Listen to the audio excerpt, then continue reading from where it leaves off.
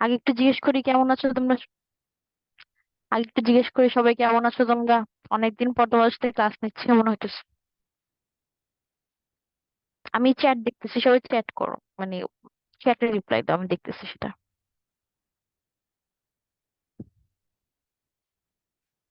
মামা, কি অবস্থা? বলো। আলহামদুলিল্লাহ। না না, মাইক আনমিউট না,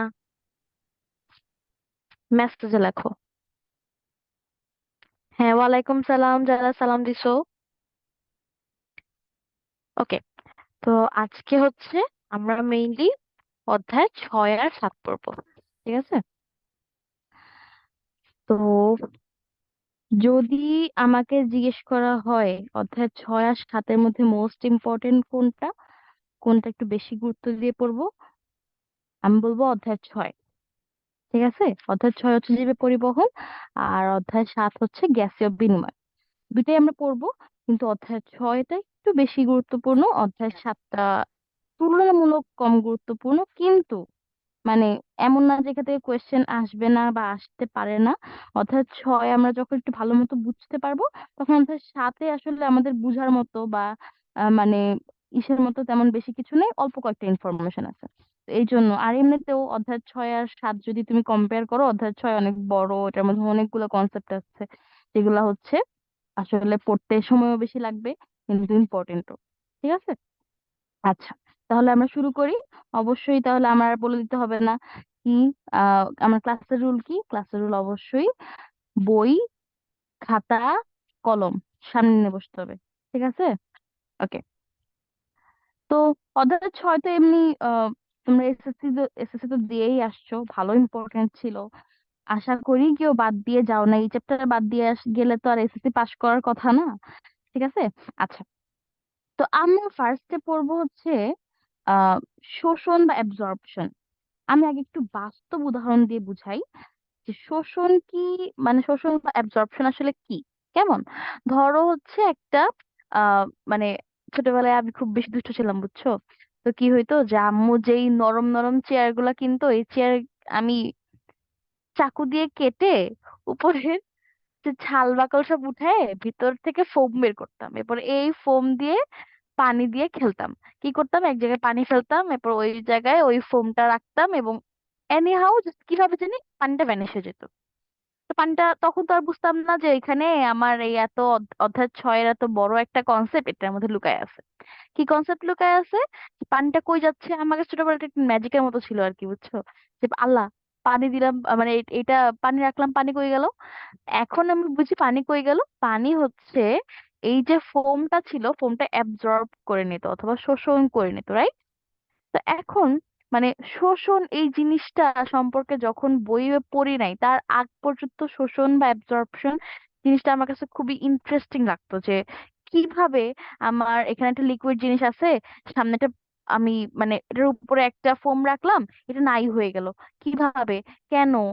বা হচ্ছে যদি আমি ফোমের জায়গায় একটা কাঠ রাখি, তাহলে বেশি তাড়াতাড়ি পানি ভ্যানিশ হয়ে যাবে নাকি কম তাড়াতাড়ি পানি ভ্যানিশ হয়ে যাবে, কম বা বেশি তাড়াতাড়ি হইলেই বা কেন হবে, এই সব উত্তরগুলো আমরা মেইনলি এই যে শোষণ বা অ্যাবজর্পশন যখন আমরা এই অধ্যায় 6-এর ফার্স্টের দিকে পড়তেছি, এখানে জানতে পারবো। ঠিক আছে। এই মাইক কে আনমিউট করছো? মাইক মিউট করো। তোমাদেরকে প্রত্যেকটা ক্লাসে বলা লাগে মাইক মিউটের কথা। এই সামিয়া, সাইমা, রায়ান, মাসুদ, তুমি বুঝো না, আমি বুঝতে পারছি। মাইকটা মিউট করো। সাইমা, সামিয়া, এরপর থেকে মাইক আনমিউট দেখলে আমি নাম ধরে বলবো এভাবে। জিনিসটা তোমাদের খেয়াল রাখা উচিত।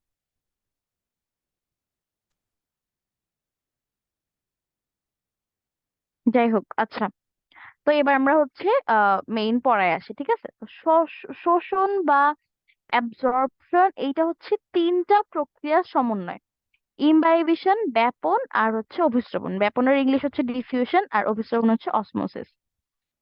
আচ্ছা, তো এইগুলা তো তোমাদেরকে বেশি ডিটেলসে বলার কিছু নাই, আমি জাস্ট তাড়াহুড়া মানে তাড়াতাড়ি করে বলে যাব। মাঝখানে যদি তোমাদের কোনো সমস্যা থেকে থাকে যে আপু এটা আমি আসলে বুঝি না বা এটা আপনি বুঝিয়ে দিলে একটু ভালো হয়, সেটা আমি বলবো। লিভ নিয়ে আবার জয়েন করতে পারো, হ্যাঁ ঠিক আছে জয়েন করো, অবশ্যই আবার জয়েন করবা, ঠিক আছে। লিভ নিয়ে আবার চলে যাও না, বা লিভ নিয়ে পাবজি খেলতে চলে যাও না, তাহলে তুমি নিজেই নিজেকে ঠকাবা। আচ্ছা যাই হোক, ওকে। আহ কি জানি, হ্যাঁ আমি বলতেছিলাম যে শোষণ বা অ্যাবজর্পশন হচ্ছে আমার তিনটা প্রক্রিয়ার সমন্বয়। তো আমি আহ আচ্ছা, ইমবাইবিশন, ব্যাপন আর অভিস্রবণ, এই তিনটা কথা বলছিলাম, রাইট? ইমবাইবিশন কি? ইমবাইবিশন হচ্ছে একটু মানে ধরো আহ থকথকে বা জেলির মতো পদার্থ। হ্যাঁ আমি কেন ভেবে বলতেছি মানে আহ, আধা শুকনা বা শুকনা তরল পদার্থকে শুষে নেয়। আহ আমি প্রথমেই যে উদাহরণটা দিছি, ধরো এই যে পানি নিচে পড়লো, পানি নিচে পড়লো আর আমি হচ্ছে এই যে ফোম দিয়ে এটাকে অ্যাবজর্ব করালাম, এটাকে আমি কাইন্ড অফ ইমবাইবেশন বলতে পারি। কিন্তু মানে এটা যখন উদ্ভিদের ক্ষেত্রে ঘটতেছে, মানে উদ্ভিদের ক্ষেত্রে কিছু পদার্থ আছে যে পদার্থগুলো এরকম ফোমের মতোই পানিকে খুব পছন্দ করে, যেখানে পানি দেখবে সেখানে সে শোষণ করে নিবে। তো এই পদার্থগুলোকে বলা হয় হাইড্রোফিলিক বা পানি প্রিয় পদার্থ। এন্ড এরা মানে এদের মধ্যে মানে এদের মধ্যে উদ্ভিদের মধ্যে কিছু নাম আছে, যেমন সেলুলোজ, স্টার্চ, জিলাটিন। এই জিনিসগুলো হচ্ছে পানি ভাবে শুষে নেয়। জিলাটিন দিয়ে তোমরা কেউ পুডিং খাইছো? জিলাটিন দিয়ে পুডিং খাইলে হচ্ছে এরকম থকথকে একটা পুডিং হয়। ডাবের পুডিং খাইছিলাম আমি জিলাটিন দিয়ে, যাই হোক। আচ্ছা, তো ইমবাইবেশন সম্পর্কে খুব বেশি জানার কিছু নাই এখানে, তোমাদেরকে এটাই জানতে হবে শুধু যে হাইড্রোফিলিক পদার্থগুলো কি কি আছে। আর ইমবাইবেশন তো খ নাম্বারের জন্য পড়েই আসছো এসএসসি তে, তো এখানে আর এক্সট্রা করে কিছু বলতেছি না। ব্যাপন বা ডিফিউশন আর অভিস্রবণ বা অসমোসিস, এখানে কি পড়তে হবে? ব্যাপন আর অভিস্রবণের মধ্যে দিয়ে, ব্যাপন আর অভিস্রবণের মধ্যে হচ্ছে আহ ডিফারেন্স অবশ্যই পড়ে আসছো। আচ্ছা, আমার সাউন্ডের সমস্যা হলে তোমার আমাকে একটু জানাবা প্লিজ।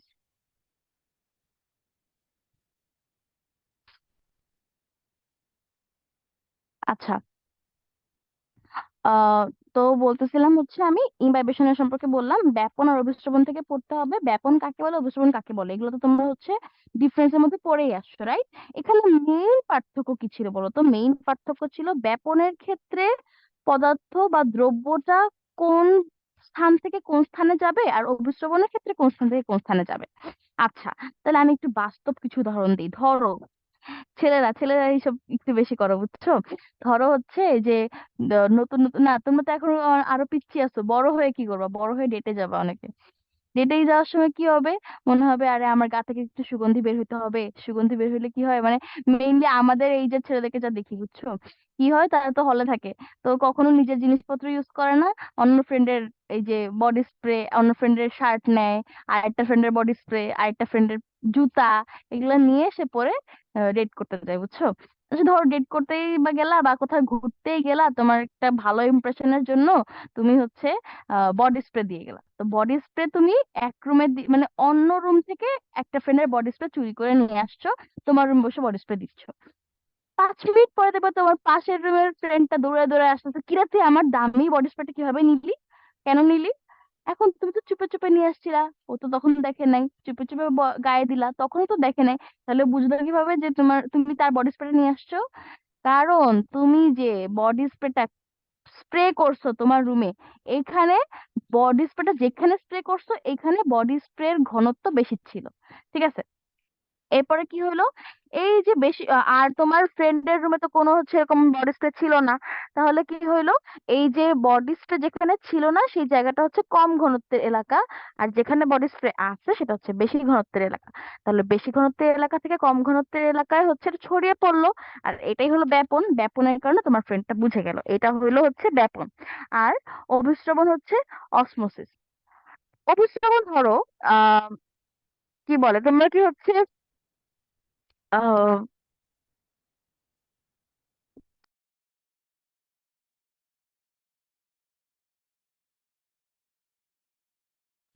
আচ্ছা, অভিস্রবণের ক্ষেত্রে আমি হচ্ছে ডিফিউশন প্রেসার, আচ্ছা আচ্ছা ডিসকাস করবো আমি, আমি এক এক করে আসতেছি। হ্যাঁ, মেয়েরা ফুল স্প্রে ঢালে। আচ্ছা আমি একটু উদাহরণ দিছি, মেয়েরাও বডি স্প্রে দেয়, ছেলেরাও বডি স্প্রে দেয়, বুঝছো, সমস্যা নেই। আচ্ছা, আহ তো আমি হচ্ছে আহ এখন একটু অসমোসিস আলোচনা করতেছিলাম। অসমোসিস হচ্ছে যে ধরো আমার ছোটবেলায় পুডিং খুব পছন্দ ছিল, পুডিং, তারপরে হচ্ছে, না ছোটবেলায় কেন এখনো পছন্দ, ফিনি। তো ফিনির মধ্যে যেই, মানে আমি দেখতাম ফিনির মধ্যে একটা এরকম মানে বড় কিশমিশ থাকতো। তো আমি নর্মাল কিশমিশের চেয়ে ফিরনির কিশমিশ খেতে বেশি পছন্দ করতাম। আর ওইটা মানে আমার ভাইরা আমাকে হচ্ছে এরকম মানে ফাইজলামি করে বলতো যে এটা হচ্ছে কিশমিশ না, এটা হচ্ছে আম্মু আস্তা আঙ্গুর দিছে কিন্তু ফিরনির মধ্যে রান্না করার পরে এরকম হয়ে গেছে। তা আমি এটাকে বিলিভ করতাম, বুঝছো। যতদিন না পর্যন্ত আমি অভিশ্রবণ করছি এটাকে বিলিভ করছি যে মানে ফিরনির মধ্যে এটা আসলে কিশমিশ না, এটা হচ্ছে আঙ্গুর। হ্যাঁ, পরবর্তীতে আমি জানতে পারছি যে কিশমিশ আসলে আগে কিশমিশ ছিল।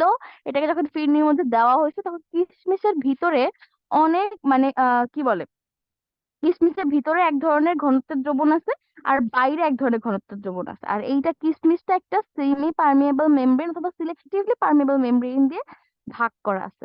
ঠিক আছে।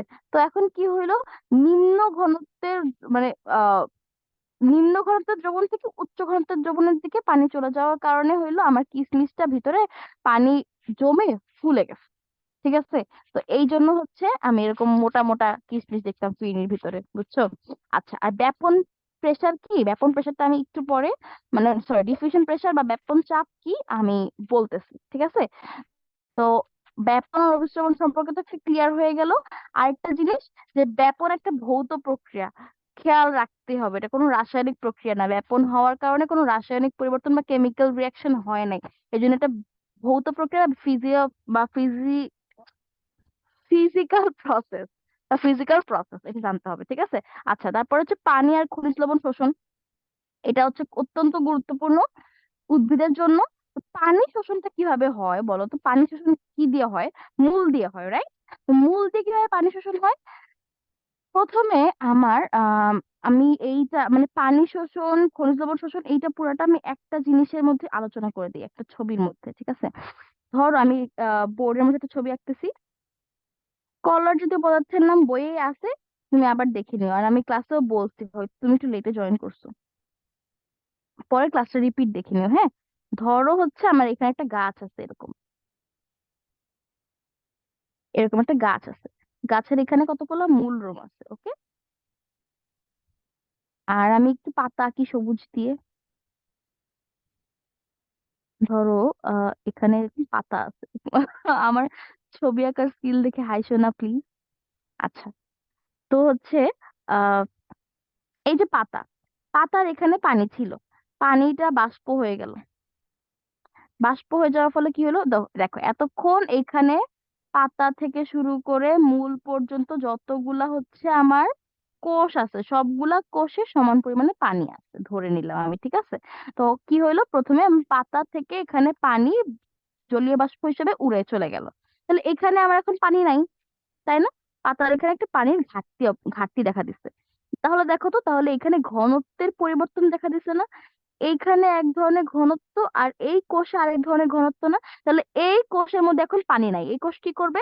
পাশের কোষ থেকে, কথা কেটে কেটে আসতেছে, আসার তো কথা না, তুমি একটু আহ আরেকটু টাইম নিয়ে দেখো, যদি আমার কথা কেটে কেটে আসে তাহলে আমি, হ্যাঁ আচ্ছা ঠিক আছে, তাহলে তাহলে তোমার যার সমস্যা হচ্ছে তুমি আরেকবার একটু নেটটা অফ করে অন করো, ইনশাল্লাহ ঠিক হয়ে যাবে। আচ্ছা, তাহলে দেখো আমি যেই সেল থেকে হচ্ছে আমার পানি বাষ্প হয়ে চলে গেল, এই সেলে তো পানির ঘাটতি দেখা দিল, এই সেল কি করবে?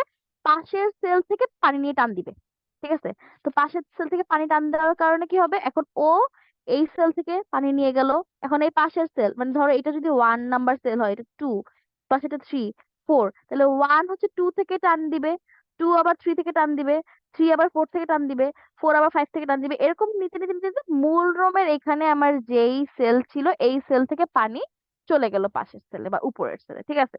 তো চলে যাওয়ার ফলে কি হলো, আমার মূল রোমের এখানে একটা মানে হইলো মানে কি বলে, পানির ঘাটতি দেখা দিল। ঠিক আছে।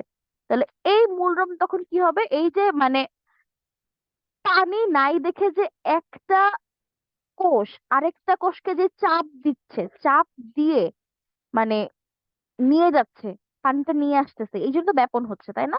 আর ব্যাপন যে প্রেসারটার কারণে হচ্ছে, ধরো একটা প্রেসার ডিফারেন্স ক্রিয়েট হয়েছে দেখেই তো হচ্ছে এক কোষ থেকে আরেক কোষে পানিটা আসলো।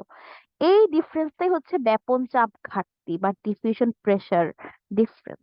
ওকে, এখন ব্যাপন চাপ ঘাটতিটা হওয়ার কারণে কি হইলো বলতো, মূল রোমে মেইনলি পানিটার মানে কমতি পড়লো। আদারওয়াইজ মূল রোম তো কখনো বাতাসের সংস্পর্শে আসতেছে না, ওর এখান থেকে তো পানি বাষ্প হচ্ছে না। পানি বাষ্প হচ্ছে পাতা থেকে, এবং পাতা হচ্ছে এখান থেকে কি করতেছে বলতো, পানি টান দিতেছে। পানি টান দেওয়ার ফলে মূল রোমের এখানে পানির ঘাটতি হয়ে যাচ্ছে। পানির ঘাটতি হয়ে যাওয়ার কারণে মূল রোম কি করবে, মূল রোমের আশেপাশে হচ্ছে অনেক এরকম খনিজ লবণ আছে, পানি আছে, রাইট, মাটির মধ্যে। তখন কি করবে, এ হচ্ছে এই যে পরিবেশ থেকে, মূল রোমটা হচ্ছে পরিবেশ থেকে পানি গ্রহণ করবে, পানি গ্রহণ করে সে আবার পরিপূর্ণ হবে। আবার যখন আমার পাতার এখানে পানি বাষ্প হয়ে যাবে, আবার সে টান দিবে, আবার মূল রোমের এখানে পানি ঘাটতি দেখা দিবে, তখন সে আবার পানি গ্রহণ করবে। ঠিক আছে, ক্লিয়ার? ওকে, তাহলে এই জিনিসটা আমি বুঝাই ফেললাম। তাহলে তোমাদের এখানে দেখবা পানি ও খনিজ লবণ শোষণ একটা জায়গা আছে, এখান থেকে পানি শোষণ, খনিজ লবণ শোষণ, এখানে যতটুকু আমি আলোচনা করে দিচ্ছি এতটুকু বুঝলেই হবে। ঠিক আছে। আচ্ছা, এখন তারপরে একটা তোমার ই আছে, হচ্ছে উদ্ভিদের পরিবহন। আচ্ছা, আরেকটা জিনিস এখানে জানতে হবে যে খনিজ লবণ শোষণ বা মিনারেল শোষণ, এখানে হচ্ছে খনিজ লবণটা আয়ন হিসেবে শোষণ হয়, এটা জানতেই হবে। আর খনিজ লবণ শোষণ হচ্ছে মেনলি দুই প্রকার, নিষ্ক্রিয় আর সক্রিয়। নিষ্ক্রিয় মানে, নিষ্ক্রিয় জিনিস হচ্ছে প্যাসিভ, আর সক্রিয় হচ্ছে অ্যাক্টিভ। ঠিক আছে। নিষ্ক্রিয় শোষণের সময় কোনো বিপাকীয় শক্তির প্রয়োজন হয় না। বিপাকীয় শক্তি বা মেটাবলিক এনার্জি কি ছিল বলতো, ওই যে এটিপি পড়ে আসছে না তোমার সালোক সংশ্লেষণে, এইটা এটিপি খরচ হয় না নিষ্ক্রিয় শোষণে, আর সক্রিয় শোষণে এটিপি খরচ হয়। এটা হচ্ছে দুটো শোষণের মধ্যে ডিফারেন্স। ওকে, এখন উদ্ভিদের পরিবহনের পরে আসি। উদ্ভিদের পরিবহনটা আমি তোমাদেরকে আরেকটা ছবি দিয়ে বুঝাবো, ঠিক আছে? এই ছবির বাইরে আই গেস তোমাদের আর কোনো কনসেপ্টের প্রয়োজন হবে না। আমি আবার একটা সুন্দর গাছ আঁকবো। আমার ছবি আঁকা নিয়ে তোমরা একটু কনসিডারেট হবা আই গেস, মানে আই হোপ সো। ধরি এটা হচ্ছে গাছ, আর এটা হচ্ছে এখানে আমার মূল আছে। ঠিক আছে, এখানে মূল আছে, আর এখানে হচ্ছে আমার পাতা। ওকে, আমি একটা একটা এরকম বড় বড় পাতা আঁকতেছি। এটা কোন গাছের পাতা আমি জানি না। আচ্ছা, তাহলে এইটাকে যদি আমি একটা ফ্যামিলির সঙ্গে তুলনা করি, আমি একটা গাছের পাশে একটা ফ্যামিলি রাখি। ঠিক আছে, ধরো তোমাদের তো ফ্যামিলি আছে, রাইট? ফ্যামিলিতে রান্না করে কে? মা, বাবা, না তোমরা? কে রান্না করে নর্মালি? মা। আচ্ছা, আর বাজার করে কে? বাবা, মা, না তোমরা? উইকলি তুমি আর আব্বু রান্না করো? Adib, wow, very good, gentleman. আচ্ছা, আচ্ছা, বাবা বাজার করে, ঠিক আছে। আচ্ছা, ওকে। আমি কি করতাম, আমি আমি রান্নাও করতাম না, আমি বাজারও করতাম না, আমি শুধু খাইতাম, বুঝছো? আমি খাবার নিয়েও, আমি রান্নাঘরে গিয়ে খাবার নিয়েও আসতাম না। আব্বু বাজারে বাজার থেকে আসলে ওই বাজারও হচ্ছে আমি আচ্ছা, তোমরা একজন আরেকজনের মেসেজে যদি রিপ্লাই দিতে থাকো তাহলে আমার সাথে কথা কেমনে বলবা? তোমরা প্লিজ একজন আরেকজনের রিপ্লাই দেওয়া বন্ধ করো, বুঝছো? আমার সাথে কথা বলো, এখানে আমি আছি। আচ্ছা, ওকে। তো কি হলো, এখানে হচ্ছে আমি আমি বাবা যখন বাজার করে, বাবা কি করতো, প্রথমে বাইরে থেকে আমাদের যা চাল ডাল আলু সবজি যা যা লাগতো সেগুলো নিয়ে আসতো। নিয়ে আসার পরে আমাদের একজন আঙ্কেল ছিলেন, কেয়ারটেকার আঙ্কেল। উনি ওই বাজারগুলাকে নিচতলা থেকে আমাদের তিনতলায় দিয়ে যেতেন। দিয়ে যাওয়ার পরে আম্মু সেই বাজারগুলো দিয়ে রান্না করতেন। রান্না করার পরে আমাদের যে কাজের বুয়া আন্টি আছে, আন্টির নাম হচ্ছে আনু আন্টি। তো আনু আন্টি হচ্ছে এই যে রান্নাগুলো টেবিলে সাজাইতো। টেবিলে সাজানোর পরে আম্মু চিল্লাইতো, আনিকা, খাইতে আয়, খাইতে আয়, খাইতে আয়, খাইতে আয়। তারপরে আমি খাইতে যেতাম, তারপরে খাওয়া দাওয়া করতাম। ঠিক আছে। তো এখন আমার এই প্রসেসটার সাথে আমার উদ্ভিদের পরিবহনের একটা মিল আছে। ঠিক আছে। উদ্ভিদের পাতা আছে, মূলরোম আছে, আর মাঝখানে আছে কোষ। ঠিক আছে। এই পাতা হচ্ছে আমার বাসার মা, মূলরোম হচ্ছে আমার বাসার বাবা। ঠিক আছে। ওকে, আর এই যে কোষ, কোষ হচ্ছে আমার বাসার আমি।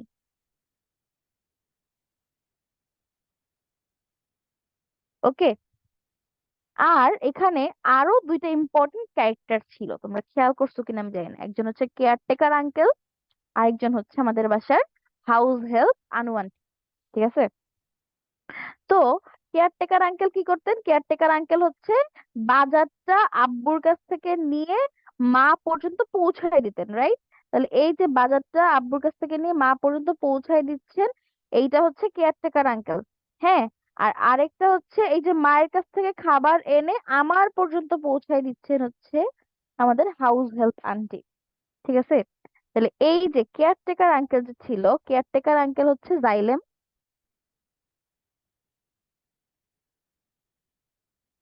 আর এই যে আমার যে হাউস হেল্প আন্টি আছেন ইনি হচ্ছে ফ্লোয়েম। বুঝতে পারছো? এবার কি তোমার সব কাজ ক্লিয়ার? বইয়ের ভাষায় আছে, বাট তুমি জাস্ট এই চিত্রটা এবং এই ক্যারেক্টার গুলা মনে রেখেই বইয়ের সাথে মিলাই মিলাই পড়ে ফেলবে। ঠিক আছে। আই হোপ সো তোমাদের আমি এই পড়াটা অনেকটা ইজি করে দিতে পারছি। কারো কোনো সমস্যা থাকলে আমাকে বলবা। ঠিক আছে। ওকে। তাহলে বাট দ্যাট ডাজন্ট মিন এখন আমি কোনো কাজকর্ম করি না। এখন আমার অনেক কাজকর্ম করা লাগে, কারণ এখানে আমার আম্মুও নাই, আমার আব্বুও নাই, আমার কেয়ারটেকার আঙ্কেলও নাই, আমার হচ্ছে আনু আন্টিও নাই। বুঝতে পারছো? দেখা যায় আমার জাইলেম নাই, ফ্লোয়েম নাই, পাতা নাই, মূলরম নাই, আমারই সবগুলা কাজ করা লাগে। যাই হোক। আচ্ছা। তো আর জাইলেম ফ্লোয়েম সম্পর্কে তো আমরা আগে চ্যাপ্টারে ভালো মতো পড়েই আসছি, তো এখানে আমি আলাদা করে আর তেমন কিছু বলতেছি না। খালি একটা জিনিস তোমরা দেখবা, ফ্লোয়েমের মাধ্যমে পরিবহনের এখানে একটা লাইন আছে লাস্টের দিকে, যে শীতকালে হচ্ছে মানে রন্ধ্রগুলার মধ্যে, এবার পত্ররন্ধ্রগুলার আহ, মধ্যে হচ্ছে ক্যালোজ নামে একটা রাসায়নিক পদার্থ জমা হয়, যেটার কারণে রন্ধ্রগুলো ছোট হয়ে যায়। এই জন্য শীতকালে খাদ্য চলাচল কমে যায়, আর হচ্ছে গ্রীষ্মকালে ক্যালোস গলে যায়, তাই খাদ্য চলাচল বেড়ে যায়। এটা একটু দাগায় রাখো, ঠিক আছে? এইটা লাগবে। ঠিক আছে। ওকে। এবার প্রস্বেদন বা ট্রান্সপাইরেশন। তো প্রস্বেদন বা ট্রান্সপাইরেশন হচ্ছে মেইনলি তিন ধরনের: পত্ররন্ধ্রীয় বা স্টোমাটাল ট্রান্সপাইরেশন, কিউটিকুলার ট্রান্সপাইরেশন, আর লেন্টিকুলার ট্রান্সপাইরেশন।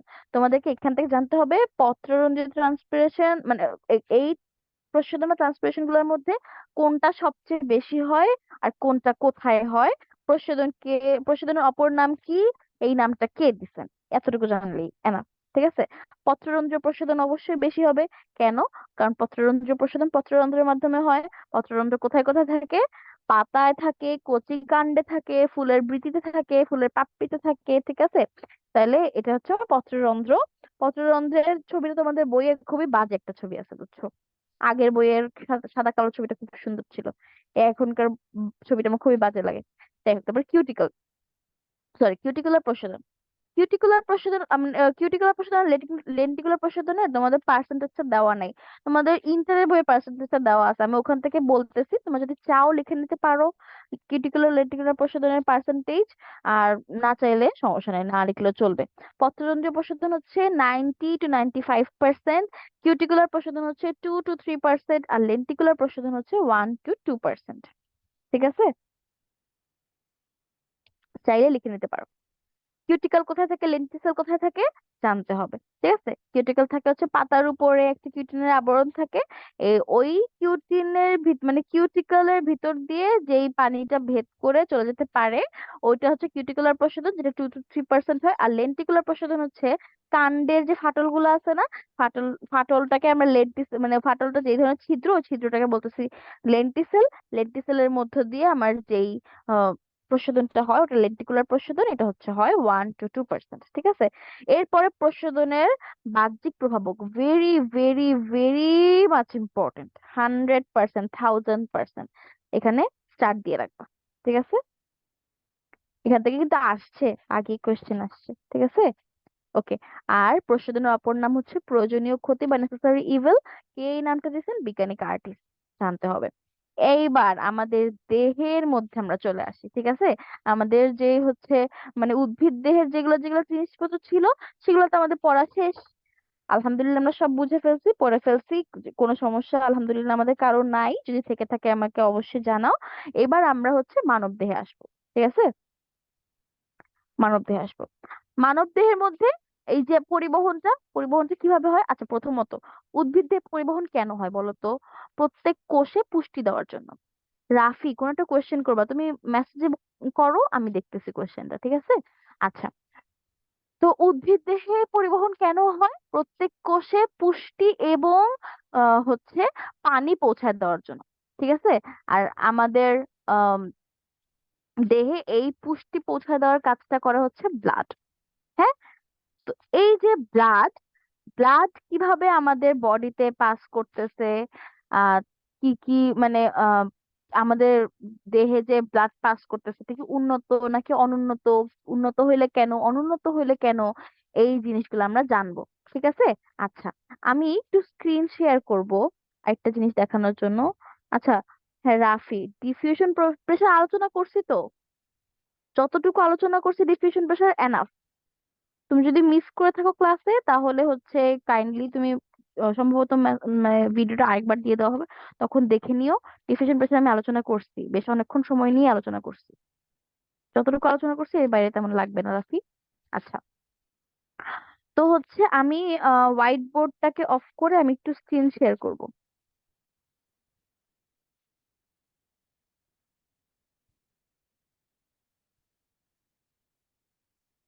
ওকে, স্ক্রিন শেয়ার করব। আহ ব্লাডে যাই। হুম, তো মানুষের পরিবহন তন্ত্রকে মেইনলি আমরা দুই ভাগে ভাগ করতে পারি। দেখতেই পারতেছো, রক্ত সংবহন তন্ত্র আর হচ্ছে লসিকা তন্ত্র। রক্ত সংবহন তন্ত্র ইংলিশ নাম হচ্ছে ব্লাড সার্কুলেশন সিস্টেম বা সার্কুলেটরি সিস্টেম, আর লসিকা তন্ত্র হচ্ছে লিম্ফেটিক সিস্টেম, ঠিক আছে?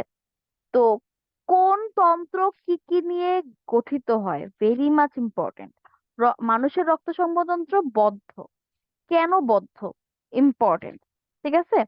তারপরে হচ্ছে আমি যতটুকু আলোচনা করা লাগবে করব। বদ্ধ কেন এটা আলোচনা করব, তার আগে কি কি লাগবে এখানে এটা আমি একবার একটু থরলি বলে যাই, ঠিক আছে? আচ্ছা, রক্ত কি কি দিয়ে তৈরি? Very very very very very much important. রক্তরস আর রক্তকণিকা দিয়ে তৈরি। এর মধ্যে 55% থাকে রক্তরস, 45% থাকে রক্তকণিকা। পার্সেন্টেজটা ইম্পর্টেন্ট। রক্তকণিকা কি কি আছে? রেড ব্লাড কর্পাসেলস বা আরবিসি, হোয়াইট ব্লাড সেলস বা ডাব্লিউবিসি। তোমাদের বইয়ে আমি দেখলাম এক জায়গায় আছে হোয়াইট ব্লাড কর্পাসেল, আরেক জায়গায় আছে white blood cell. White blood সেলটা মোস্ট কারেক্ট, আহ বাট যদি কোথাও কর্পাসেল তোমরা দেখে থাকো তাহলে হচ্ছে ওইটাও সম্ভবত কারেক্ট হিসেবেই নিবে, ঠিক আছে? আর প্লেটলেটস, আচ্ছা, এই যে আরবিসি ডাব্লিউবিসি প্লেটলেটস, এখানে যতগুলো সংখ্যা আছে সবগুলো সংখ্যা ভয়াবহ লেভেলের ইম্পর্টেন্ট। রক্তের কাজ, রক্তরসের কাজ, রক্তকণিকার বিভিন্ন ধরনের কাজ অনেক বেশি ইম্পর্টেন্ট, পড়তেই হবে, ঠিক আছে? আচ্ছা, তাহলে আমি এই হচ্ছে আমার স্ক্রিন শেয়ার মোটামুটি। ডিফিউশনকে আলোচনা করছি, ডিফিউশন প্রেশার আমি আলোচনা করছি রাফি। আমি হচ্ছে ডিফিউশন আলোচনা করছি, অসমোসিস আলোচনা করছি, তারপরে পরিবহন আলোচনা করার আগে ডিফিউশন প্রেশারটা আলোচনা করছি, ঠিক আছে? আচ্ছা, আর যদি স্টিল তোমার হচ্ছে ক্লিয়ার না হয়, কাজ আমার তো আরো অনেক কিছু আছে কমপ্লিট করার মতো আজকে ক্লাসের মধ্যে, বুঝতে পারছো? এক ক্লাসে তো এত কিছু এত ভাবে এত ডিটেলসে আলোচনা করা যায় না যখন আমি একটা ক্লাসে দুটো চ্যাপ্টার আলোচনা করতে যাচ্ছি। তো যদি তোমার আরো ডিটেলস এর দরকার হয় তাহলে কাইন্ডলি হচ্ছে ও, মানে আমি নেক্সট ক্লাসে জিজ্ঞেস করবো, নেক্সট ক্লাসে বলবো, ঠিক আছে? নেক্সট ক্লাসে সম্ভবত আমি একটা চ্যাপ্টার পড়াবো বা এরকম, নেক্সট ক্লাসে জিজ্ঞেস করো। কিন্তু আগে তুমি একটু ভিডিওটা দেখে নাও, যতটুকু আলোচনা করছি এর বাইরে লাগবে না, ঠিক আছে? আচ্ছা, ওকে। তো আহ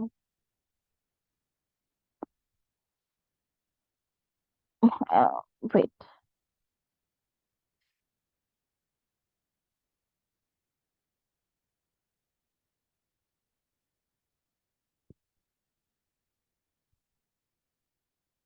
হ্যাঁ, তো আমরা রক্ত সম্পর্কে তো এটা বললামই।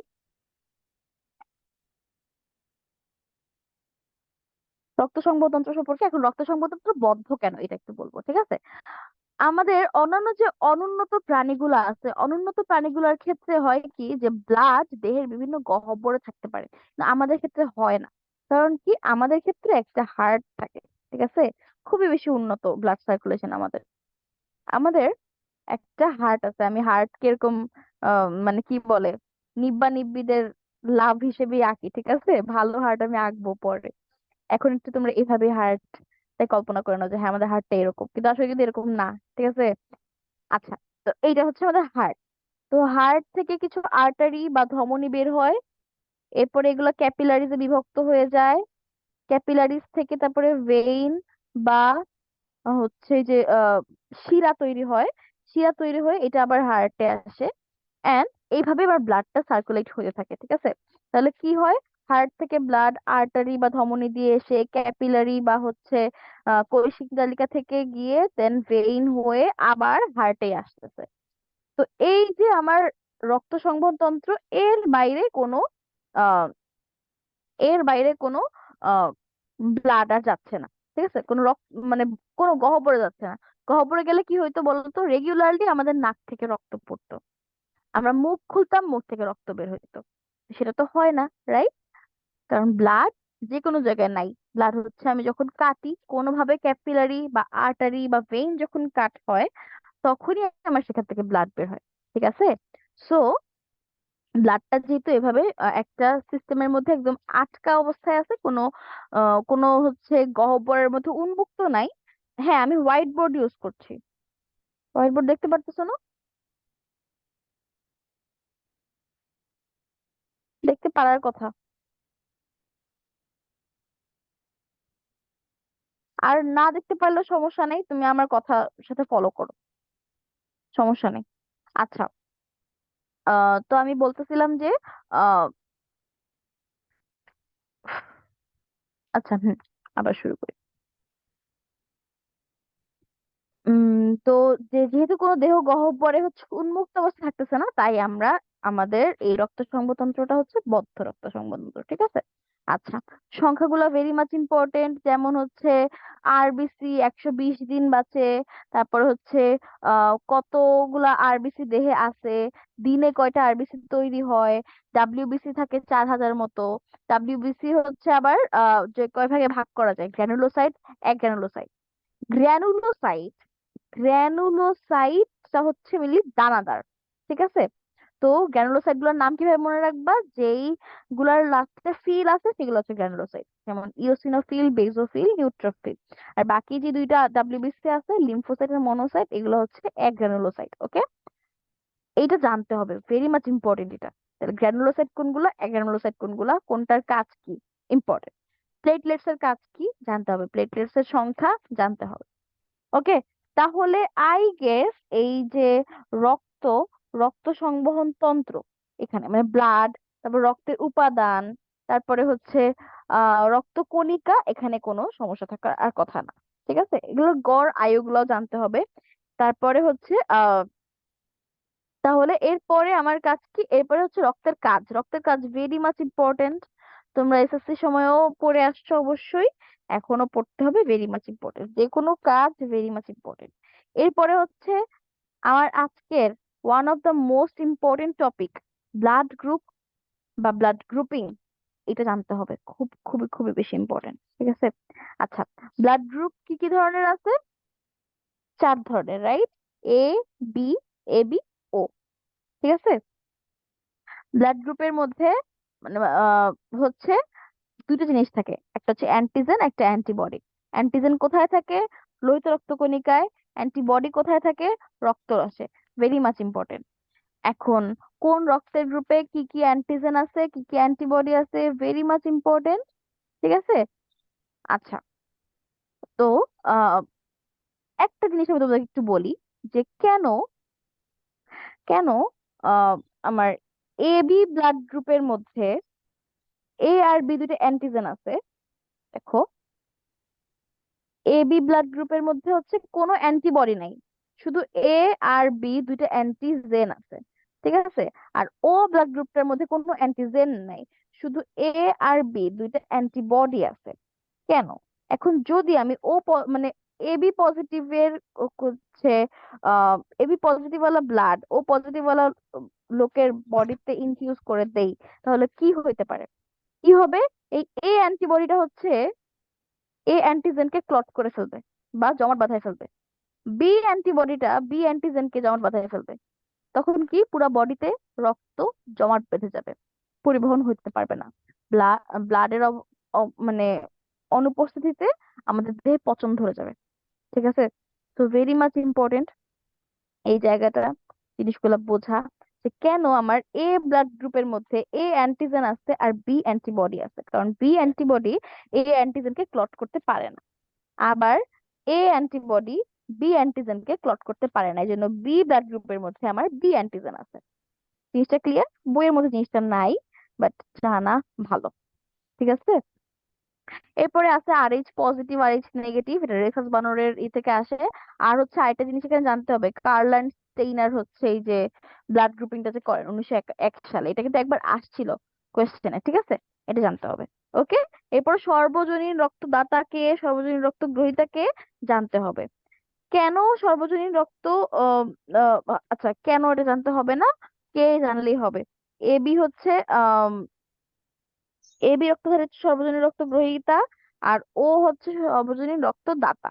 ঠিক আছে? এখানে পড়ানোর মতো আরো অনেক কিছু ছিল, কিন্তু এখানে এত কিছু পড়ানোর মতো আর সময় আমার হাতে নাই একদমই। তো এই জন্য আমি পরের টপিক চলে যাচ্ছি। পরের টপিক হচ্ছে হৃৎপিণ্ড। হৃৎপিণ্ডের এখানে হচ্ছে হৃৎপিণ্ডের প্রাচীরে তিনটা স্তর থাকে, ভেরি মাচ ইম্পর্টেন্ট।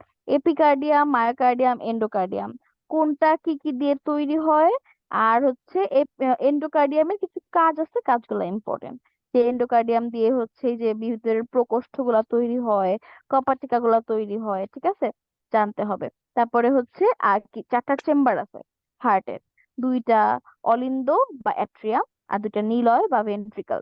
তো অলিন্দ বা অ্যাট্রিয়ামের প্রাচীর গুলা নিলয়ের নিলয়ের প্রাচীর চেয়ে পাতলা হয়। ঠিক আছে? আবার আহ বাম নিলয়ের প্রাচীর ডান নিলয়ের প্রাচীরের 3 গুণ মোটা হয়। এটা জানতে হবে। ঠিক আছে? মানে এইটা তোমাদের এই বইয়ে নাই, ইন্টারে উঠে ভালো মতো লাগবে আই গেস। মানে আই গেস না, অবশ্যই লাগবে, যে লেফট ভেন্ট্রিকল কেন রাইট ভেন্ট্রিকল হচ্ছে 3 গুণ বেশি পুরু। কারণ রাইট ভেন্ট্রিকল শুধুমাত্র হচ্ছে আচ্ছা, এইটা আমি একটু পরে বলতেছি। আগে আমি একটু তোমাদেরকে দেখাই আসি যে হার্টে কোথায় কোথায় কোন কোন রক্তবাহিকা এসে হচ্ছে মিট করছে। ঠিক আছে? ধরো আমি এবার একটা জামি হার্ট আঁকি। ঠিক আছে? মানে নিব্বা নিব্বি হার্ট আঁকবো না, জামি হার্ট। চারটা প্রকোষ্ঠকে সুন্দর করে আঁকি। উপরের দুইটা প্রকোষ্ঠ হচ্ছে অলিন্দ বা অ্যাট্রিয়াম, নিচে দুটো প্রকোষ্ঠ হচ্ছে ভেন্ট্রিকল বা নিলয়। ঠিক আছে? তাহলে এইটা হচ্ছে আমার রাইট অ্যাট্রিয়াম, এটা হচ্ছে লেফট অ্যাট্রিয়াম, এটা হচ্ছে রাইট ভেন্ট্রিকল, এটা হচ্ছে লেফট ভেন্ট্রিকল। তো রাইট অ্যাট্রিয়াম হচ্ছে সুপিরিয়র ভেনা কেভা আর ইনফিরিয়র ভেনা কেভা দিয়ে রাইট অ্যাট্রিয়ামে এসে আহ এখানে মিলিত হবে সুপিরিয়র ভেনা কেভা আর ইনফিরিয়র ভেনা কেভা। আহ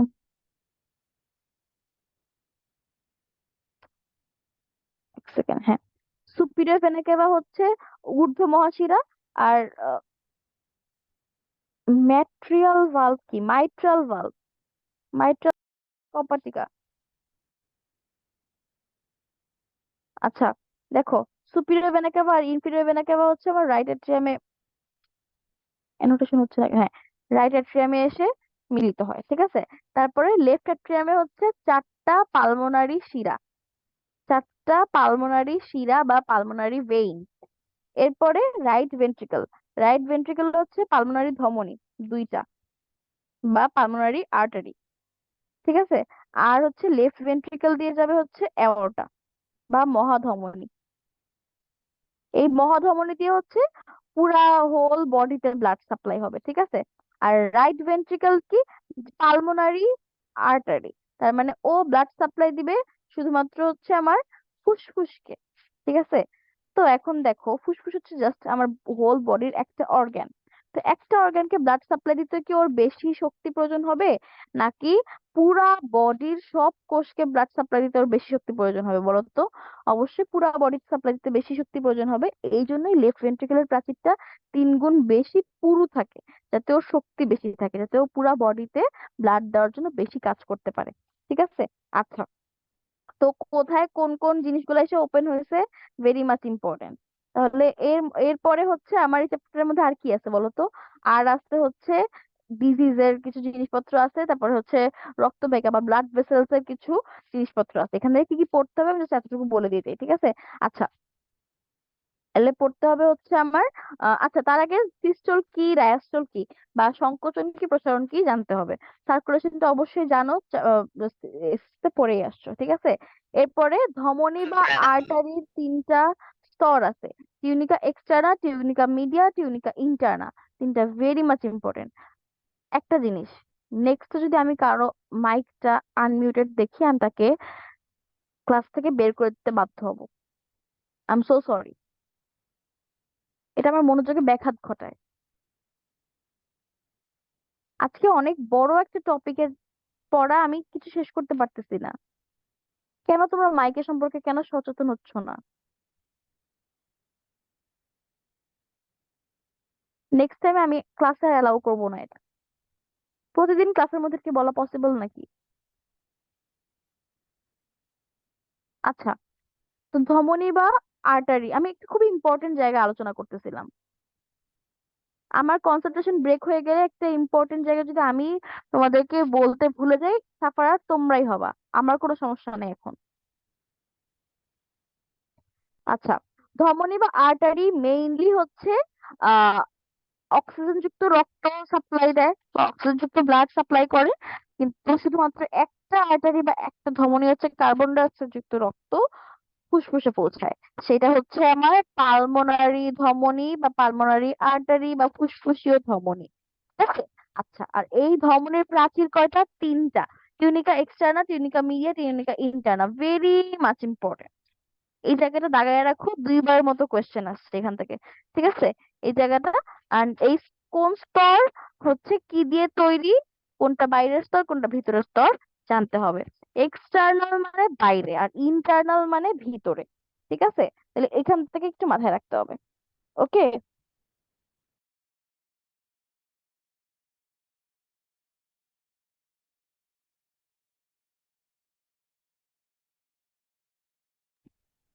আচ্ছা, হ্যাঁ, আমার ব্লাড গ্রুপ কি? আমার ব্লাড গ্রুপ হচ্ছে বি পজিটিভ। আচ্ছা, মাইট্রাল ভালভ হচ্ছে তোমার এই যে রাইট অ্যাট্রিয়াম আর সরি, লেফট অ্যাট্রিয়াম আর লেফট ভেন্ট্রিকলের মাঝখানে যে কপাটিকা বা ভালভ থাকে, এটাই হচ্ছে মাইট্রাল ভালভ। বা এটার অপর নাম হচ্ছে বাইকাসপিড ভালভ, ঠিক আছে? আর রাইট অ্যাট্রিয়াম রাইট ভেন্ট্রিকলের মাঝখানে থাকে ট্রাইকাসপিড ভালভ। ওকে। তো তারপরে হচ্ছে শিরা আর কৈশিক জালিকার মধ্যে কিছু পড়াশোনা আছে, এর মধ্যে সবচেয়ে বেশি ইম্পর্টেন্ট আসলে আর্টারি বা ধমনী জানতে হবে, ঠিক আছে? আর ধমনী শিরার মধ্যে ডিফারেন্স পড়ে ফেলবা। রক্তচাপ পড়তে হবে, ঠিক আছে? রক্তচাপের মধ্যে সিস্টোলিক প্রেশার কি, ডায়াস্টোলিক প্রেশার কি, এটা জানতে হবে। আর আদর্শ সিস্টোলিক বা ডায়াস্টোলিক প্রেশার কত, 120/80 জানতে হবে।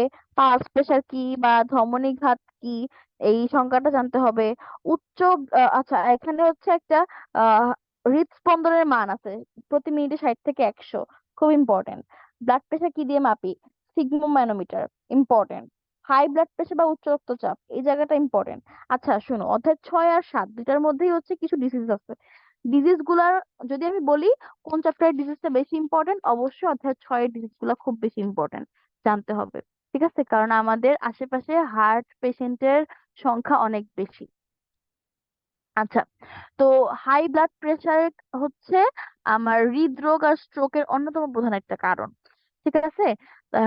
এই এই লাইনটা খুব ইম্পর্টেন্ট, লাইনটা এমসিকিউ অলরেডি একবার দুইবার আসছে। তো এটা দেখতে হবে। উচ্চ রক্তচাপ কাকে বলে, এটা দেখতে হবে। তারপরে হচ্ছে আরেকটা লাইন আছে, দেখো তো, সম্ভবত 152, 151 পর, হ্যাঁ, 152 পেজে হচ্ছে উপরের দিকে দেখবা যে প্রায় 50% ক্ষেত্রে উচ্চ রক্তচাপ হলে কোনো লক্ষণ প্রকাশ পায় না। এই জায়গাটা দেখবা, ঠিক আছে? এরপর cholesterol. Cholesterol very much important. Cholesterol কাকে বলে, কোলেস্টেরল কি কি ধরনের আছে, এলডিএল, এইচডিএল, ট্রাইগ্লিসারাইড। এরপরে হচ্ছে এখানে একটা মান আছে, এলডিএল কত হতে পারে, এইচডিএল কত থাকলে ভালো, ট্রাইগ্লিসারাইড কত থাকলে ভালো, এই জায়গাটা লাগবে। রক্তে উচ্চ কোলেস্টেরল হলে কি হয় জানতে হবে। যদি আর্টারির মধ্যে চর্বি জমা হয়, প্লাক ফর্মেশন হয়, তাহলে এইটাকে মানে এইটার কারণে হচ্ছে আমার করোনারি, মানে এইটার জন্য আমার বুকে ব্যথা হয়। কেন বুকে ব্যথা হয়? কারণ রক্তের আর্টারি দিয়ে যতটুকু ব্লাড যেতে পারতো তার চেয়ে কম ব্লাড যেতে পারতেছে। কারণ চর্বি জমা হয়ে জায়গাটা ন্যারো হয়ে গেছে, ভিতরে লুমেনটা বা হচ্ছে ফাঁকা জায়গাটা কমে গেছে, এই জন্য ব্লাড কম যেতে পারতেছে। ব্লাড কম যেতে পারার কারণে হার্টে ব্লাড সাপ্লাই কমে যাচ্ছে। হার্টে ব্লাড সাপ্লাই কমে গেলে বুকে ব্যথা হচ্ছে। এই বুকে ব্যথাটাকে আমরা বলি অ্যানজাইনা। ঠিক আছে। তারপরে আহ লিউকেমিয়া কি? লিউকেমিয়া থেকে অলরেডি দুই একবার কোয়েশ্চেন আসছে। লিউকেমিয়া কি? লিউকেমিয়াকে রক্তের ক্যান্সার বলা হইলেও যেটা আসলে অস্থি মজ্জার ক্যান্সার এটা জানতে হবে। ঠিক আছে, লিউকেমিয়াটা ইম্পর্টেন্ট। চিকিৎসা জানতে হবে না, কিন্তু রোগটা কিভাবে আসতেছে জানতে হবে। হার্ট অ্যাটাক কাকে বলে, কি কারণে আসতেছে জানতে হবে। লক্ষণ প্রতিকার পড়তে হবে না। বাতজ্বর বা রিউমেটিক ফিভার কি, কেন হচ্ছে জানতে হবে। হৃৎপিণ্ডকে সুস্থ রাখার উপায় পড়তে হবে না। ঠিক আছে। তাহলে এর মাধ্যমে আমরা অধ্যায় 6 এতক্ষণে শেষ করতে পারলাম। এবার অধ্যায় 7-এ যাব। আচ্ছা, তার আগে দেখি তোমাদের কারো আর কোনো সমস্যা আছে কিনা। হার্টে টোটাল কয়টা ভালভ? হার্টে টোটাল হচ্ছে 4টা ভালভ, তোমার জানলেই হবে এখন। 5 নাম্বার যে করোনারি ভালভ, এখন না জানলেও চলবে। 4টা ভালভ জানলেই হবে। ইউস্টেশিয়ান, থিবেশিয়ান, তারপর হচ্ছে মাইট্রাল ভালভ আর ট্রাইকাসপিড ভালভ। শেষ। আচ্ছা, তাহলে অত্যন্ত গুরুত্বপূর্ণ একটা চ্যাপ্টার আমরা এর মাধ্যমে শেষ করে ফেললাম। এবার আমরা অধ্যায় 7-এ যাব। আল্লাহ, টানা কথা বলতে বলতে আমার গলা শুকায় গেছে, বুঝছো? আচ্ছা, তাহলে তোমাদেরকে আমি কিছু কোয়েশ্চেন কি এখন করব না? আজকে আসলে পড়া বেশি, মধ্যে 7টা একটু শেষ করে নিই, তারপরে কোয়েশ্চেন করব। আচ্ছা, না, ওদের সাথে কিছু কোয়েশ্চেন করা যেতে পারে। অর্থাৎ সাতের মধ্যে যে হচ্ছে আমরা আহ শ্বসনতন্ত্র বা রেসপিরেটরি সিস্টেম, এইটা আমরা একদম সিরিয়াল ওয়াইজ জানবো। ঠিক আছে। প্রথমে কি, নাসারন্ধ্র বা না, আমি দেখো শ্বসনতন্ত্র বা রেসপিরেটরি, আমি এখানে একটা কুইজ ধরবো। কুইজটা কি ধরবো? শ্বসনতন্ত্র বা রেসপিরেটরি সিস্টেমটা শুরু থেকে শেষ পর্যন্ত আমি বলতে থাকবো, মাঝখানে আমি একটা বাদ দিয়ে যাব। কোনটা বাদ দিচ্ছি বলতে হবে। এটাই হচ্ছে খেলা। ঠিক আছে। সো একটু মনোযোগ দাও, কোনটা বাদ দিচ্ছি। প্রথমে নাসারন্ধ্র, নাসাপথ বা নেজাল ক্যাভিটি, তারপরে গলবি বা ফেরিংস, তারপরে হচ্ছে শ্বাসনালী বা ট্রাকিয়া, তারপরে ব্রঙ্কাস, তারপরে ফুসফুস, তারপরে হচ্ছে মধ্যচ্ছদা বা দি ডায়াফ্রাম। রাফি, হাত তুলো না, তুমি কাইন্ডলি মেসেজ দাও, আমি মেসেজ দেখবো। Larynx, larynx, larynx, very good, very good. আমি ল্যারিংস বাদ দিছি, বা ষড়যন্ত্রটা বাদ দিছি। ঠিক আছে। তো এখানে শ্বসনতন্ত্রের নামগুলো অবশ্যই খুব বেশি ইম্পর্টেন্ট। তারপরে শ্বসনতন্ত্রের প্রথম অংশের নাম নাসিকা বা নাক, এইটা এমসিকিউ তে আসছে অলরেডি তোমাদের একবার। তারপরে হচ্ছে আহ নাসাপথ হচ্ছে একটা পাতলা প্রাচীর দিয়ে যে দুই ভাগে বিভক্ত, এইটা। তারপরে আহ নাসার অন্ধ থেকে তেমন আসলে খুব বেশি পরিমাণে পড়ার কিছু নাই। তারপরে গলব্লাডার ফেরিংস, গলব্লাডার ফেরিংস এখানে হচ্ছে আহ কি বলে, আহ এখানে পড়তে হবে যে খাদ্য গলাধঃকরণের সময় যে নাসার পথে পশ্চাৎপদটা গলবিল বন্ধ করে দেয়, তার মানে ফেরিংস এর কাজ পড়তে হবে। মানে এই প্রত্যেকটা অংশের কাজ কিন্তু পড়তে হবে। ঠিক আছে। আচ্ছা, তারপরে হচ্ছে ষড়যন্ত্র বা ল্যারিংস, এইটা কোথায় অবস্থিত? তারপরে এইটা অপর নাম যে ভোকাল কর্ড, মানে ষড়যন্ত্র, সরি, অপর নাম ভোকাল কর্ড না, ষড়যন্ত্রের দুই পাশে দুইটা মাসেল থাকে, এই মাসেল গুলো হচ্ছে ভোকাল কর্ড। ভোকাল কর্ডের হচ্ছে উপরে একটা জিহ্বা আকৃতির ঢাকনা থাকে, যেটার নাম হচ্ছে এপিগ্লটিস। তারপরে মানে কোনটার কাজ কি জানতে হবে। শ্বাসনালী বা ট্রাকিয়া, কাজ কি, কি দিয়ে গঠিত জানতে হবে। ব্রঙ্কাস, ব্রঙ্কাসের হচ্ছে আহ কি বলে, মানে উম, ডান আর বাম দিকে যে দুই ভাগে ভাগ হয়ে গেল, এটা জানতে হবে। এবার মানে এরপরে ফুসফুস, ফুসফুস হচ্ছে শ্বসনতন্ত্রের প্রধান অঙ্গ। খুবই ইম্পর্টেন্ট একটা এমসিকিউ। এটা কোথায় অবস্থিত? ফুসফুসের কয়টা খণ্ড আছে, মেইনলি ডান আর বাম। ডান ফুসফুস কয়টা খণ্ডে বিভক্ত, বাম ফুসফুস কয় খণ্ডে বিভক্ত, ইম্পর্টেন্ট। বলো তো দেখি, ডান ফুসফুস কয় খণ্ডে বিভক্ত? ডান ফুসফুস কয় খণ্ডে বিভক্ত? 3। Very good, Rafi first. আচ্ছা, ল্যারিংস যখন আমি জিজ্ঞেস করছিলাম তখন ফার্স্ট কে ছিল? Jamiul. 3, 3, 3, 3, very good, very good, very good. এখানে হচ্ছে রাফি ফার্স্ট, তারপরে হচ্ছে ফাইজা second, Nova third, Ahnaf fourth, অর্পণ ফিফথ। আচ্ছা, তারপরে আহ এরপরে যে এর মধ্যে অ্যালভিওলাস আছে, জানতে হবে অ্যালভিওলাসের আশেপাশে যে কৈশিক নালিকা বা ক্যাপিলারি দিয়ে পরিবেষ্টিত থাকে, জানতে হবে।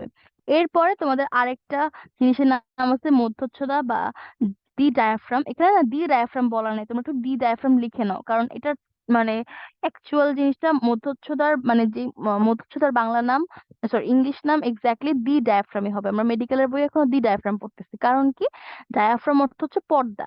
আমাদের দেহের অনেক জায়গায় অনেক পর্দা থাকে, ঠিক আছে, তো সবগুলোকে আমরা ডায়াফ্রাম বলতে পারি, কিন্তু যেটা সবচেয়ে বড় পর্দা সেটা হচ্ছে ডি ডায়াফ্রাম বা মধ্যচ্ছদা। এটা হচ্ছে উদর গহ্বর আর বক্ষ গহ্বরকে আলাদা করে, ঠিক আছে। এটা যদি সংকুচিত হয়ে যায় তাহলে আমার বক্ষ গহ্বর আয়তন বৃদ্ধি পাবে, তাহলে আমার বডির ভিতরে সরি ফুসফুসের মধ্যে ব্যাপন চাপ সৃষ্টি হবে। ঠিক আছে, চাপ সৃষ্টি হওয়ার কারণে কি হবে, সে বাতাস গ্রহণ করবে, সে আমরা যে শোষণ করে আসছি ওইটাই, ওইটার মতো, ঠিক আছে। আচ্ছা, আর যখন আমার মধ্যচ্ছদাটা প্রসারিত হবে তখন কি হবে, এটা উপরের দিকে উঠে যাবে, উপরের দিকে উঠে যাওয়ার কারণে বক্ষ গহ্বরের আয়তন কমে যাবে, যে কারণে বক্ষের ভিতর বা ফুসফুসের ভিতর যে বাতাসগুলো ছিল সেগুলো ইজিলি বের হয়ে যাবে। শ্বাসক্রিয়াটা কিভাবে হয়, গ্যাসীয় বিনিময় কিভাবে হয় একটু দেখতে হবে। আচ্ছা, আচ্ছা, গ্যাসীয় বিনিময় কিভাবে হয় এখানে আমার একটু পড়ানোর আছে। আমি একটু দেখি স্ক্রিন শেয়ার করতে পারি কিনা, স্ক্রিন শেয়ার করব।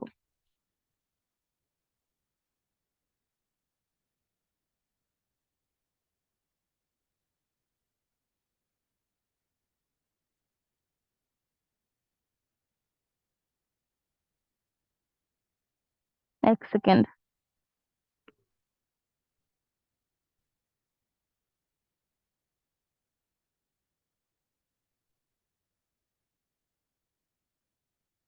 হ্যাঁ, ওকে।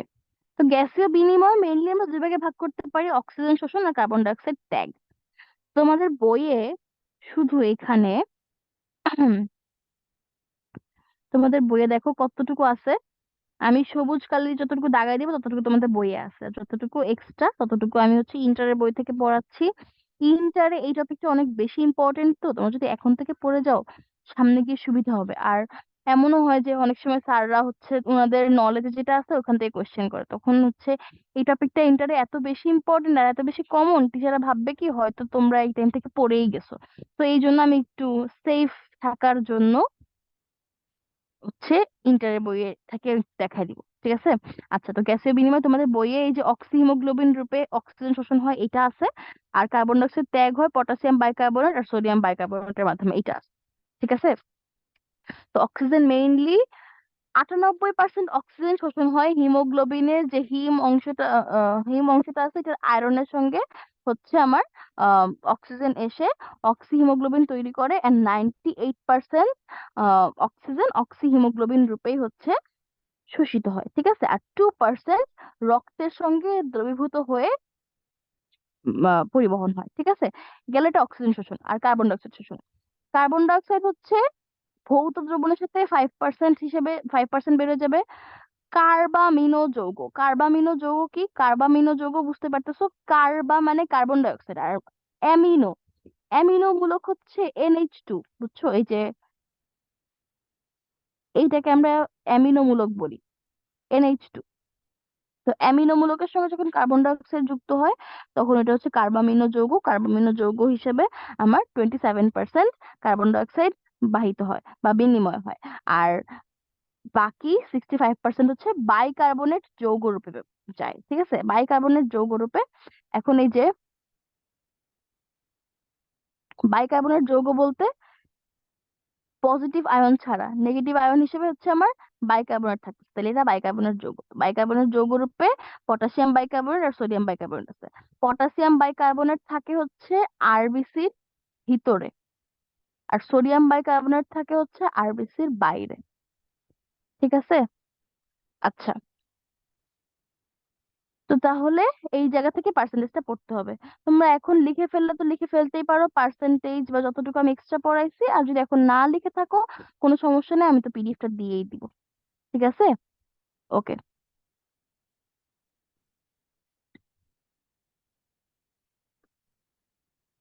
তো তাহলে আমি একটা কোয়েশ্চেন করি, বলো দেখি।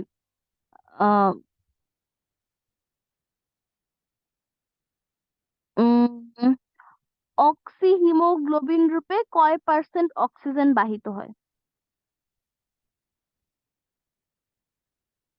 98%। Very good. খুবই মনোযোগ দিয়ে ক্লাস করতেছো তোমরা। 95 না 98%? জামিউল। আচ্ছা ঠিক আছে। তো ফার্স্ট হচ্ছে কে? Sajid, very good. সেকেন্ড হচ্ছে আহনাফ, থার্ড থার্ড জাবের বিন জহির। জাবের বিন জহির, তুমি ফার্স্ট ক্লাস করতেছো, তোমাকে আমি কখনো খেয়াল করি না ক্লাসের মধ্যে। হ্যাঁ, পিডিএফটা আমি অবশ্যই দিব আহনাফ, আমি তো দিয়েই দিই পিডিএফ ক্লাসের পর পরই। আচ্ছা, তো তাহলে হ্যাঁ, ভুলে 95 বলছো, আচ্ছা বুঝতে পারছি আমি, সমস্যা নেই। আমার হোয়াইট বোর্ডটা ঝামেলা করতেছে, এক সেকেন্ড।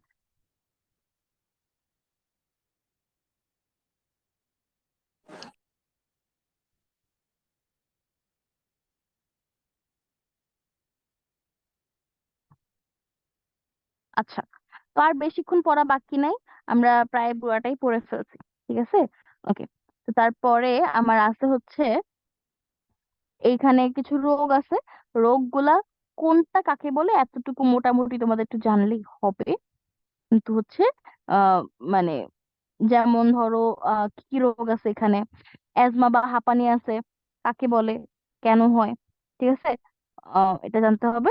তো লক্ষণ, প্রতিকার, প্রতিরোধ না পড়লেও চলবে, সমস্যা নেই। তারপরে হচ্ছে ব্রঙ্কাইটিস, শ্বাসনালীর ভিতরের আবৃত প্রদাহকে হচ্ছে ব্রঙ্কাইটিস বলে, জানতে হবে। তারপরে মানে এটার মানে কোন রোগের লক্ষণ, প্রতিকার, প্রতিরোধ এগুলো পড়া লাগবে না, এছাড়া যেগুলো আছে সেই জিনিসগুলো পড়বা। তারপর হচ্ছে নিউমোনিয়া কাকে বলে, নিউমোনিয়া যেটা ফুসফুসের রোগ। নিউমোনিয়া হওয়ার কারণ নিউমোকক্কাস ব্যাকটেরিয়ার কারণে, জায়গাটা এটা খুবই ইম্পর্টেন্ট, ঠিক আছে। নিউমোকক্কাস ব্যাকটেরিয়ার কারণে। আর স্টেপ্টোকক্কাসের জন্য হচ্ছে আরেকটা রোগ হয়েছিল, বলো তো কি? স্টেপ্টোকক্কাসের জন্য কোন রোগ হয়? এই, কে মাইক আনমিউট করছো? মাইক আনমিউট করা যাবে না। স্টেপ্টোকক্কাসের জন্য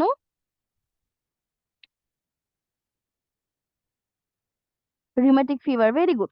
সাজিদ ফার্স্ট, তারপরে হচ্ছে এই যে Prapti second, Tastim Sami third, Shams Rafsan fourth. Very good, very good. আচ্ছা, তাহলে সেই সাথে আমাদের আজকের ক্লাস মোটামুটি এন। আমি আরেকবার রিক্যাপ করতেছি, আমি কোন কোন জায়গাগুলো ইম্পর্টেন্টলি পড়তে বলছিলাম। শোষণ বা অ্যাবজর্পশন মিলিয়ে আমরা তিনটা প্রক্রিয়ার মাধ্যমে ডিফাইন করতে পারি: ইমবাইবেশন, ব্যাপন বা ডিফিউশন, আর হচ্ছে অভিশরণ বা অসমোসিস। ইমবাইবেশনের এখানে হচ্ছে আমি হাইড্রোফিলিক পদার্থগুলোর নাম পড়তে বলছি, আর হচ্ছে ব্যাপন অভিশরণের মধ্যে ডিফারেন্স পড়তে বলছি। ব্যাপনের এখানে, ব্যাপন হচ্ছে একটা ভৌত বা ফিজিক্যাল প্রসেস, জানতেই হবে। তারপরে হচ্ছে অভিস্রবণের এখানে একটা সিলেক্টিভলি পারমিয়েবল মেমব্রেন, বৈষম্যবদ্ধ পর্দা পর্দা লাগবে, জানতেই হবে। তারপরে হচ্ছে কোন মানে কোন ঘনত্ব থেকে কোন ঘনত্বের দিকে যাচ্ছে এটা জানতে হবে। তারপর উদ্ভিদ শোষণ প্রক্রিয়া, পানি শোষণ, খনিজ লবণ শোষণ আলোচনা করছিলাম। খনিজ লবণ শোষণ হচ্ছে সক্রিয় আর নিষ্ক্রিয়, কোনটা কখন সক্রিয় হয় কখন নিষ্ক্রিয় হয় বলছিলাম। প্রসারণ বা ট্রান্সপিরেশন বলছি। পত্ররন্ধ্রীয়, তারপর কিউটিকুলার, লেন্টিকুলার। পত্ররন্ধ্রীয়, কিউটিকুলার, লেন্টিকুলার কোনটা কোথায় হয় এটা বলছি, কোনটা কত পার্সেন্ট হয় এটা বলছি। তারপরে মানুষের পরিবহন তন্ত্র বলছি। আচ্ছা, আর প্রশোধনের প্রভাবক must must must very much important. মানুষের পরিবহন তন্ত্র, এখানে হচ্ছে রক্ত সংবহন তন্ত্র পড়ছি, লসিকা তন্ত্র পড়ছি। রক্ত সংবহন তন্ত্র একটু ডিটেলসে আমরা বুঝছি। তারপরে হচ্ছে রক্তের গঠন পড়ছি। রক্তের উপাদানগুলো পড়ছি, রক্তের কাজ ভেরি ইম্পর্টেন্ট। রক্তকণিকার মধ্যে আরবিসি, ডাব্লিউবিসি, প্লেটলেটস এর মধ্যে যতগুলো সংখ্যা আছে সবগুলো সংখ্যা খুব বেশি ইম্পর্টেন্ট। ডাব্লিউবিসি দুই ধরনের আছে, গ্র্যানুলোসাইট, অ্যাগ্রানুলোসাইট। তারপরে হচ্ছে কোনটা গ্র্যানুলোসাইট কোনটা অ্যাগ্রানুলোসাইট এটা জানতে হবে। তারপর সবকিছু যত কাজ আছে কাজগুলা very very very much important. যত সংখ্যা আছে ভেরি মাচ ইম্পর্টেন্ট। তারপরে হার্টের মধ্যে এপিকার্ডিয়াম, মায়োকার্ডিয়াম, এন্ডোকার্ডিয়াম আছে, এটা ইম্পর্টেন্ট। তারপরে হচ্ছে আম, কি বলে, হার্টের চারটা চেম্বার আছে, চারটা চেম্বারের কাজ কি। তারপরে ব্লাড সার্কুলেশন, চারটা চেম্বারের কোন জায়গায় কোন ভেসেল বা হ্যাঁ কোন ভেসেল এসে হচ্ছে যুক্ত হয়েছে সেটা পড়ছি।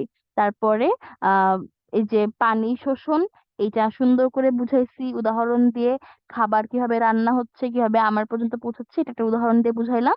তারপরে আহ আহ প্রশোধন তো বলছি। ব্লাড গ্রুপটা খুব ইম্পর্টেন্স দিয়ে বলছি, ব্লাড গ্রুপটা খুবই বেশি ইম্পর্টেন্ট। সর্বজনীন রক্ত দাতাকে, সর্বজনীন রক্ত গ্রহীতাকে, এগুলা বলছি।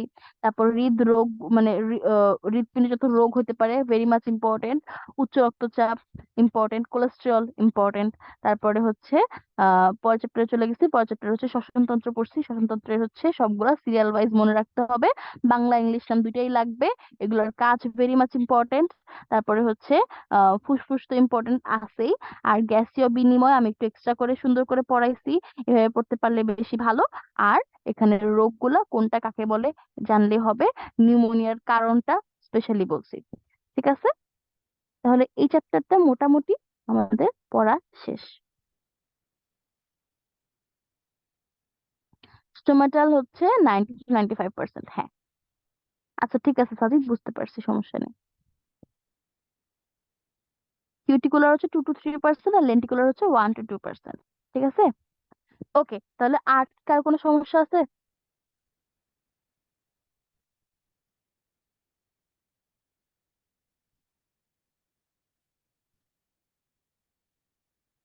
আর কার কোনো সমস্যা?